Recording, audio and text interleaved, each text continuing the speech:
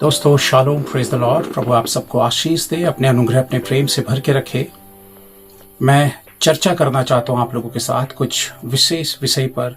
वह है क्लेश काल, ट्रेबुलेशन, वो सताव का वो दौर, वो पल जिसकी चर्चा सिर्फ ऐसे ही मनोरंजन के लिए या किसी को खुश करने के लिए नहीं, बल्कि इंसानी दुनिया का वो कड़वा सच है जो इंसान की दुनिया में अभी आना बाकी है, आकर गया नहीं है।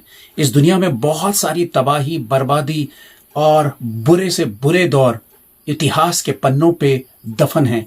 लोगों ने देखे हैं, सुने हैं, समझे हैं, जाने हैं, लेकिन वो जो इंसान की कल्पनाओं से भी ऊपर है, जो कभी इंसान ने सोचा ही नहीं, जो वो इमेजिन भी नहीं कर सकता, वाकई वो हिस्सा तो अभी वास्तविक तौर पर परमेश्वर की मुट्ठी में है।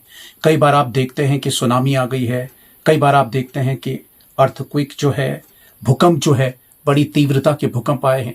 कभी आप देखते हैं कि वॉर हुए हैं, कई बार आप देखते हैं कि न्यूक्लियर बम्स इस दुनिया पे गिरे हैं। कैसी कैसी तबाही और बर्बादी के दौर से, दो वर्ल्ड वॉर के दौर से इंसान गुजरा है।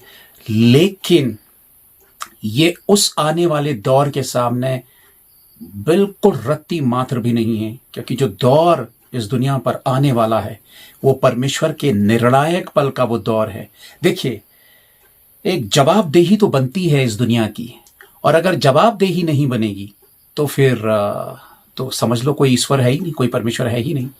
जिसने ये सारी दुनिया फ्री ऑफ कॉस्ट आपको दे दी, सुबह के लिए सूरज, रात के लिए चांद, सितारे, हवा, नदी, झरने, पेड़ पौधे, तरह तरह की किस्मों की खाने के साधन, संसाधन, बोलने की भाषाओं की, एक दूसरे के साथ जुड़ने की बुद्धि, समझ, ज्ञान, साइंस, एक एक करके इंसान की मुट्ठी में आता चला गया। और इंसान ये सोचता है कि मैं सदा से था। इसका पैदा करने वाला एक है, इसे बनाने वाला एक है, इसकी डेस्टिनी को निर्धारित करने वाला एक शख्स है, वो है महान परमेश्वर। और जिसने इस दुनिया को बनाया है, रचा है, इंसान को बनाया, वो बनाकर आंखें बंद करके पीठ फेर कर चला नहीं जाएगा कि भैया अब इंसान की दुनिया वो संभाले, जब तक जैसे चाहे वो जिए, वो करे। बिल्कुल भी नहीं। जिस परमेश्वर ने मनुष्य को अपने स्वरूप में बनाया, और जब अपने स्वरूप में बनाया तो अपनी समानता में बनाया, तो उसकी कुछ उम्मीदें, कुछ आशाएं, उसके कुछ तौर तरीके जो वो इंसान की जिंदगी में उड़ेल कर इस दुनिया को और ज्यादा खूबसूरत बनाना चाहता था। वो अपनी महिमा लेना चाहता था कि वो परमेश्वर है, कि मनुष्य उसको वैल्यू करे, उसको समझे और जाने। इंसान ने उसकी कोई वैल्यू नहीं की। समय के साथ परमेश्वर का मान सम्मान स्तर घटता चला गया, और दुष्टता, करप्शन, गड़बड़ी, शैतानियत इंसान के स्वभाव में बढ़ती चली गई, और वह धीरे धीरे करके एक बहुत ही भयानक और विशाल सा रूप लेने लगी। दोस्तों, जवाबदेही तो बनती है। आपको जो कुछ दिया है, मिला है, उसका हिसाब आप लाख इनकार कर लें, लाख इस बात को डिनाई कर लें, इस बात से मुंह फेर लें, इस बात की कोई कदर ना करें, परमेश्वर को फर्क नहीं पड़ता है। परमेश्वर इन चीजों का हिसाब लेगा ही लेगा, जो उसने दिया है, जो उसने किया है। परमेश्वर ने रिप्लाई में उससे क्या दिया। वचन इस बात को कहता है कि किसी को 2 दिए, किसी को 4 तोड़े दिए, किसी को 5 दिए, किसी को 1 दिया। 2 ने 4 किए, 5 ने 10 किए, 4 ने 8 किए, 1 ने जमीन के नीचे गाड़ दिया। हिसाब तो देना होगा। जो परमेश्वर की उम्मीदें और आशाओं पर खरा नहीं उतरेगा, उसका हिसाब होगा। अब इस दुनिया में बहुत ज्यादा आपको खुश करने वाले, बटरिंग करने वाले, या आपको एंटरटेन करने वाले, या आपको बिल्कुल सुनहरे ख्वाब दिखाने वाले मसीहत में बहुत सारे लोग आएंगे, पर सच्ची, खुरदरी और चुभने वाली सच्ची बात कहने वाले लोगों को लोग पसंद नहीं करेंगे। पर उन्हीं बातों में तो जिंदगी है, उन्हीं बातों में तो जीवन का सत्य है, उन्हीं बातों में तो जिंदगी का बदलाव है। और ये बात आपको समझना होगा कि परमेश्वर के हिसाब का समय आ रहा है। वो अंत के समय का क्लेश काल, यानी कि परमेश्वर के न्याय का समय। और न्याय करने वाला खामोश है। इस दुनिया में कितनी तबाही, कितनी बर्बादी, कितना पाप, कितना गुनाह, कितना अपराध बढ़ चुका है, और बढ़ता ही चला जा रहा। अब तो ऐसा लगता है कि जैसे हद पार हो गई है, ये दुनिया कैसे पलट कर कैसे संभलेगी। भैया जो जनरेशन खराब है, करप्ट है, उसी जनरेशन की जो नेक्स्ट जनरेशन होती है, तो बबूल का जो पेड़ है वो फूल और आम और फल नहीं देगा। दुनिया बबूल का पेड़ बन गई है। आने वाली जनरेशन बबूल का बीज भी बबूल ही होगा। अगर आप ये उम्मीद करते हैं कि बबूल के पेड़ से अचानक एक दिन फूल बरसेंगे, एक दिन कोपले खिलेंगी और उसमें से फल उगेंगे और इंसान की जिंदगी बदल जाएगी, ऐसा कभी नहीं हो सकता। कुदरती तौर पर परमेश्वर ने इस दुनिया को जो बबूल का पेड़ अगर है तो कुदरती तौर पर वो फल का पेड़ नहीं बनेगा, वो बबूल ही देगा, वो कांटे ही देगा। जो जहरीला पेड़ है वो पॉइजन ही देगा, जहर ही देगा। आप इस बात को समझिए। इसलिए इस दुनिया में उन सच्चाइयों को समझने की कोशिश करिए जो परमेश्वर इस दुनिया के सामने रखना चाहता है। परमेश्वर इन तमाम चीजों को खामोशी के साथ सह रहा है। गुनाह बढ़ते जा रहे हैं, पाप बढ़ते जा रहे हैं, बलात्कार बढ़ते चले जा रहे हैं, क्राइम बढ़ते चले जा रहे हैं, कत्ल बढ़ते चले जा रहे हैं, पाप की चरम सीमा पार हो गई और परमेश्वर खामोशी के साथ पीठ मोड़ कर कह रहा है कि भैया नहीं, करते रहो, चलो बहुत अच्छा है, करते रहो।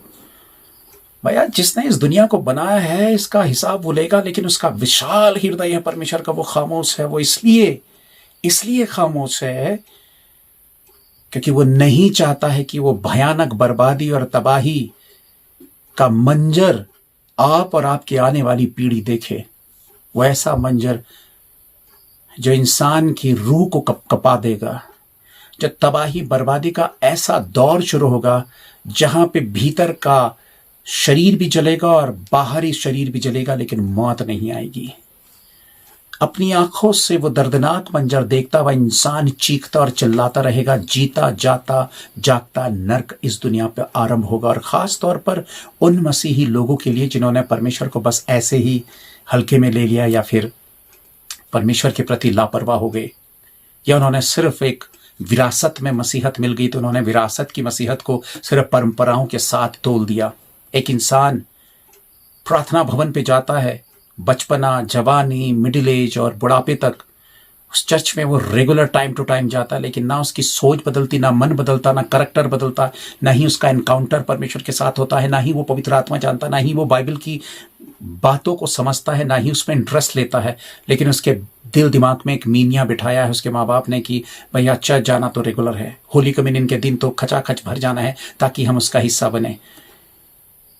ये एक ऐसा मीनिया है, इसे एक बीमारी कहेंगे, जो परमेश्वर से कोसों दूर है और परमेश्वर के पास ही इसका इलाज है। प्रभु ने क्या कहा अपने वचन में?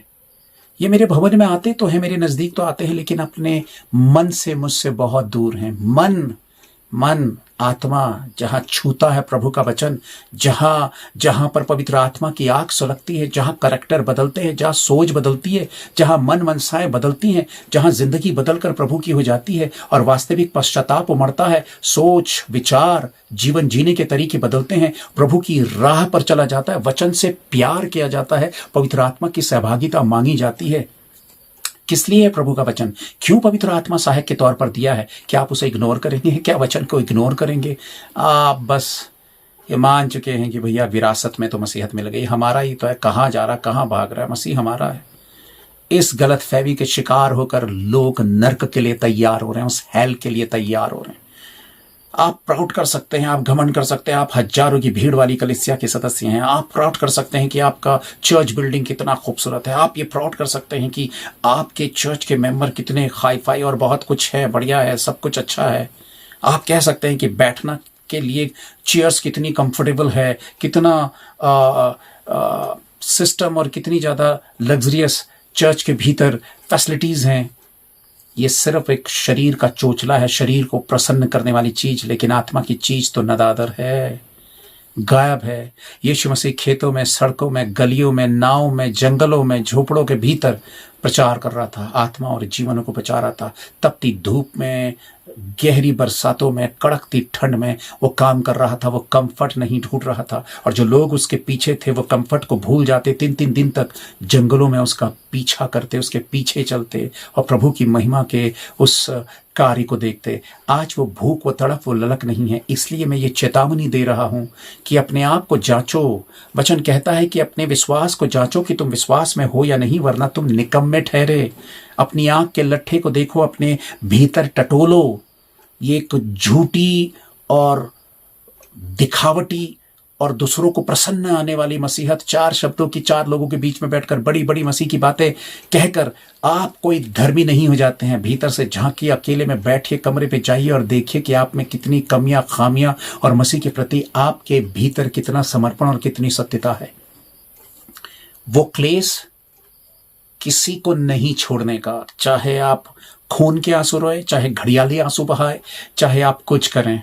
जिस चपेट में, उसकी चपेट में अगर आप आ गए और आपका रैप्चर अगर नहीं हुआ और आपको पता चला कि वाकई कब्रें बहुत सारी खुली हुई, सारे न्यूज रिपोर्टर्स उन कब्रों के पास हैं, न्यूज चैनल पर बहुत ही शोर मचा है, दुनिया में बिल्कुल कोहराम मचा है कि अचानक दुनिया से कई लोग गायब हो गए, तो उस घड़ी आप समझ लेना कि आपकी बर्बादी का दौर शुरू हो गया है। आपके जिंदगी का सबसे भयानक क्लेश काल आरंभ हो गया है। शैतान के हाथों में आप पड़ेंगे और शैतान रोंदेगा। क्यों? क्योंकि उसकी तमन्ना पूरी होगी कि अब पूरा अधिकार उसके हाथों में है। अब वो फ्रंट में अपने काम को पूरा करने के लिए आ गया है। अब वो उस काम को इस तरह से अंजाम देगा कि वो चर्चों पर आग लगाएगा, मसीहतों को पैरों के नीचे कुचलेगा। अभी जो सताव आपने सोचा भी नहीं, वो सताव बचे हुए मसीहों की जिंदगी में आएगा और परमेश्वर और उसका आत्मा काम नहीं करेगा, सिर्फ शैतान काम करेगा। अपनी रूहों पर झांकने की जरूरत है। टाइम दूसरों पर अपना टाइम वेस्ट मत करिए, अच्छा या बुरा या कौन कैसा, सिर्फ अपने आप पर ध्यान दीजिए, क्योंकि समय बहुत कम है और समय की वैल्यू को जानिए, क्योंकि समय रुकता नहीं है, किसी के लिए समय ठहरता नहीं है। चाहे आप लखपति हैं, करोड़पति हैं, आपके पास पूरी दुनिया भी आप जीत लीजिए, आप समय को एक घड़ी के लिए भी रोक नहीं सकते हैं, आप में वो पावर नहीं है। इसलिए अपनी असलियत को पहचानिए और गिरेबान पर झांकिए और प्रभु की ओर को बढ़िए। विश्वास के साथ पश्चाताप करिए और क्या किया जाए कि आप स्वर्ग के राज्य में उठाए जाए, आपका रैप्चर हो। बस उसके प्रति गंभीर होकर उस काम पे लग जाइए, क्योंकि सब कुछ यहीं छूट जाएगा। और अगर आप नहीं लगे तो आप लूत की पत्नी के समान समेटते रहिए। तबाही और बर्बादी आपको रोक नहीं सकती। वो लूत जो परमेश्वर का खास जन था, उसकी पत्नी होकर भी वो अपने आप को नहीं बचा पाई। तो आप किसी पास्टर, किसी बिशप, किसी पोप, किसी फलाने ढिमकाने के सदस्य हो सकते हैं, फैमिली मेंबर्स हो सकते हैं, कुछ भी हो सकते हैं। आप चर्च में रेगुलर गिटार पकड़कर बहुत अच्छा गाना गाने वाले हो सकते हैं, आप वचन को पढ़ने वाले हो सकते हैं और प्रचार करने वाले हो सकते हैं। असल चीज तो कुछ और है और आप भी जानते हैं कि ये सब दुनिया को दिखाने के लिए है, पर असल में आप भीतर क्या हैं। इसलिए अपने भीतर की चीजें दान करो यार, समझो, सड़ी गली चीजों को भीतर से समय पर बेहतर करो, क्योंकि जैसे ही समय अपना रूप दिखाना शुरू करेगा, दुनिया में किसी की ताकत नहीं है कि उसको रोक सके। इसलिए परमेश्वर को सच्चा आदर दीजिए, स्वीकारिए, समर्पित हो जाइए और उस जीवन की ओर को बढ़िए जो आपको स्वर्ग तक लेकर जाता है। प्रभु का अनुग्रह और उसका प्रेम आप सब पर बना रहे। यदि वास्तव में ये बातें मेरी आपको लगती हैं कि सही है, प्लीज इस सेवा का पार्ट बनिए, बहुत सारे भाई बहनों तक इस संदेश को पहुंचाइए। प्रभु आप सबको आशीष दे। Thank you. Praise the Lord.